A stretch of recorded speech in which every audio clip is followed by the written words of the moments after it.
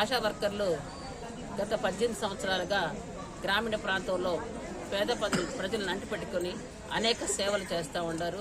దశల వారీగా ఆందోళన చేసిన క్రమంలో ఈరోజు 10,000 రూపాయలు వేతనం పెంచారు. అది కూడా 2 సార్లు ఇచ్చే పరిస్థితి లేదు.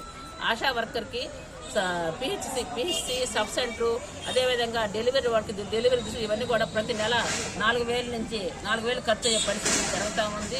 అందుకని ప్రభుత్వం మేము ఏం కోరుతున్నామంటే కనీస వేతనం 26,000 ఇవ్వాలని, పని భద్రత కల్పించాలని, రిటైర్మెంట్ బెనిఫిట్స్ ఇవ్వాలని, అదేవిధంగా సెలవులు ఇవ్వాలని చెప్పేసి, గ్రూప్ ఇన్సూరెన్స్ ఇవ్వాలని, అదేవిధంగా కరోనా టైంలో వచ్చినటువంటి ఆశా వర్కర్ ఎక్స్గ్రేషియా ఇవ్వాలని చెప్పేసి కోరుతూ రాష్ట్ర కమిటీ పిలిపించింది.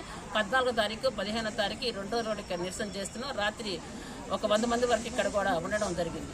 ఇప్పుడు అంగన్వాడీ వర్కర్స్ గత 4 రోజులుగా పీడీ ఆఫీసుల ముందు నిరసన తెలియజేస్తున్నారు. గత 40 సంవత్సరాలుగా గ్రామీణ ప్రాంతంలో మహిళలు కూలి పనులకు వాళ్ళ బిడ్డలకు అనేక సేవలు చేస్తున్నప్పటికీ వాళ్ళకి సాలిసాలిన జీతంతో అనేక ఇబ్బందులు పడుతూ ఉన్నారు.